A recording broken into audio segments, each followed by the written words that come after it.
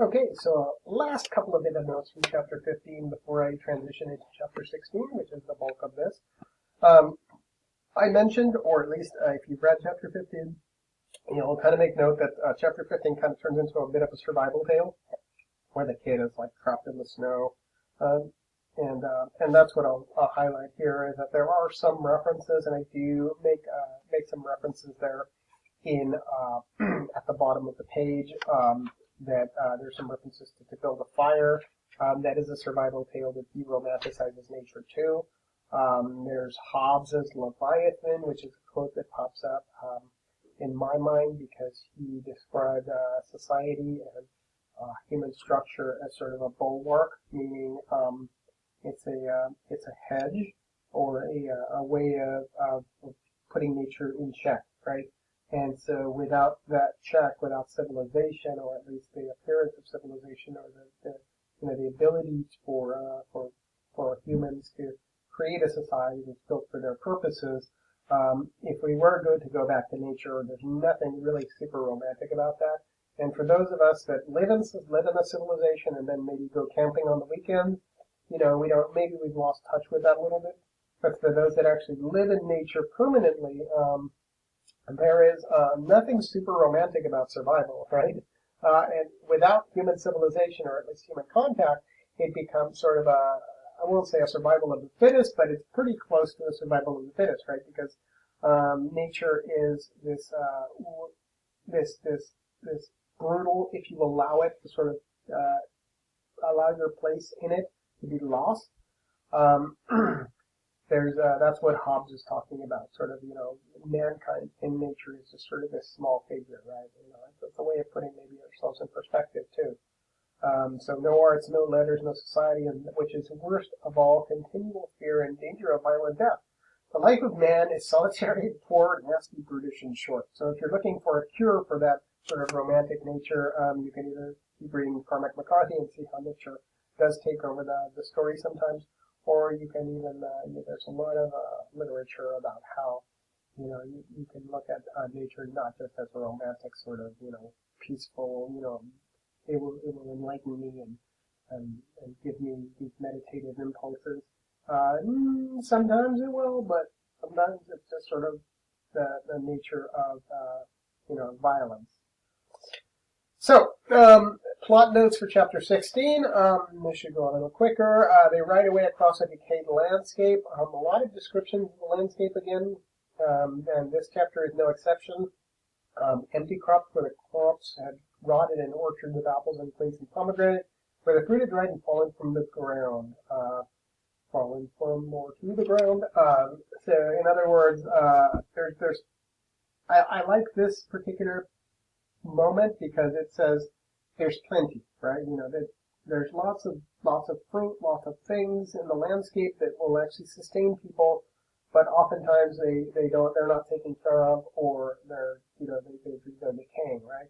So there seems to be the illusion that the land can take care of you, but it's really it's sometimes an illusion because there's nobody there to really control nature, right?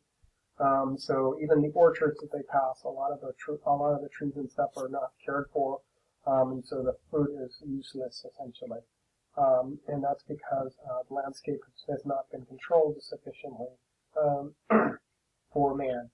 They're attacked by a bull, again, one of those chaotic moments of nature leaping into the scene and disrupting the Glen Gang's movements.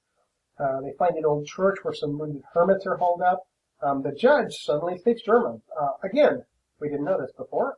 Again, we're surprised by the judge's judginess, what I have here, meaning that he seems to be a little bit knowledgeable about everything. Okay? They encounter some scouts hanging upside down. They seem to be Apaches. I think they've had their gills peeled off. There's like a really graphic moment. There's a confrontation with our natives. They demand payment in whiskey for a damaged horse, so they encounter these natives, but interestingly, they don't actually attack them because these natives are actually armed. So once again, we see a selective sort of selective slaughter, right? They presumably these scalps are worth money, right? But in order to get them, they would have to get into a gunfight. So they're just like, oh, okay, well, never mind. Because they're rough and tough, but they're um, not naive, I guess. They'd rather go after the easy prey. One of the horses bites another horse essentially in the ear, and so one of the Indians' horses in the ear. So the Indians get mad and they say, you need to pay for that horse, and so they say, okay, after a little bit of negotiating, they kind of say, okay, we'll wait here and we'll go get some whiskey. They go into a town to meet a sideshow keeper and his idiot, and I put that in quotes because that's kind of how he's described. He's definitely, I guess he's been used in a freak show. He's a he's a very, very sad figure, but he's not all there, okay, and he basically just shows him off for money, right? So the judge reached, when the judge sees this guy, this sort of, pathetic figure, pathetic in quotes, that he reaches out and he sort of grabs the man's hand and kind of reaches around and goes, interesting. Wow, fascinating, right? So when he encounters this like really low level, low functioning person, he's fascinated by it, right? It's like, oh, this is one of God's mistakes, right? Or something. I don't know if the language that he uses is similar to that. What he's doing is basically related to the science of phrenology, and it's not necessarily mentioned in here, but I have a link at the bottom of the page here. It's sort of an ancient practice of like feeling bumps on people's head that I don't know, some people still do around the world, I suppose. But there's no real science attached to it. It's sort of a sciencey thing. Okay. Then you can tell their future, who they are and their personality by the bumps in their head. There's a scene at the bar with Black Jackson when he shoots a bartender, and it's a very, I don't want to use the word interesting again, but it's a moment where the racial thing seems to work both ways, right? It's like he's part of the gang, so the fact that the bartender is insulting him because he's black doesn't register maybe as much as the fact that he's part of the gang. Okay, so an interesting moment because that's kind of unusual, right? We kind of assume that everything here is about race and racism, and we've seen many instances of that. But this is an example of the opposite. So when moments like that do happen, maybe you can pause and sort of think about it for a moment. Maybe it's revealing something more about the character of the people, something deeper that we may not understand. So anyway, the bartender winds up getting shot, and the judge defends the gang when the authorities come in and say, okay, who did this? And it's like, who did what? Well, he shot the bartender. He's dead over there. It's like, oh, no, I don't know. They kind of play dumb, essentially. So they're like, well, and of course the authority gets mad until the judge comes in and starts defending them. And how he defends them is very, something that you might want to follow up. Maybe you can follow up on. At the end of the chapter, the judge displays an amazing feat of strength. There's a meteorite, I think it's a meteorite or something. It's like a super heavy, dense rock, and they all take bets on sort of how far he can throw it, and the judge winds up throwing it further. So, he's a master of German. He knows the folk dance from this obscure folk area, and this is all that's happened in the last few chapters. He has this huge feat of strength. So he's this massive dude. He defends the gang sort of in a lawyerly fashion. So he's a master of words.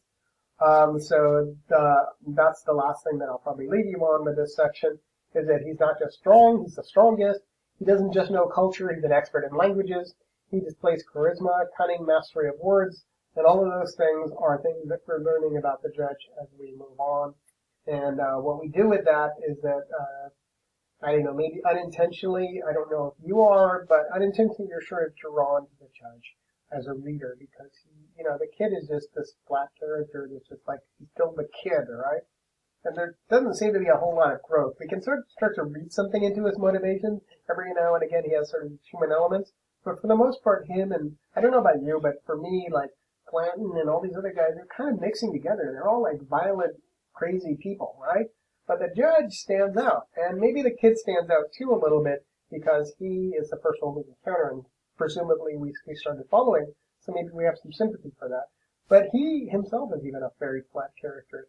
And so what we can do with that maybe is talk, reach back into sort of our bag on and think about like the story structure and sort of how it's built and character development or lack thereof, and maybe there's a reason for that. And I happen to think that there probably is a reason for that, but maybe you agree, maybe you don't agree at this point. But it's one thing to note that the judge seems to be the only character that that is super memorable, right? Because of all of this. Okay. So that's, and then at the end, I also have a link later on for some extra credit if you want to look at some literary analysis.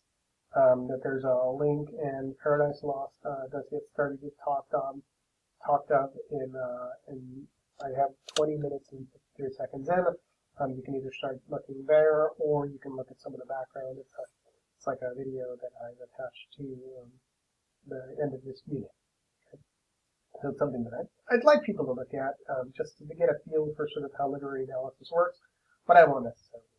Okay, well, thank you very much. I hope this was helpful to you, and I will see you in just a little bit.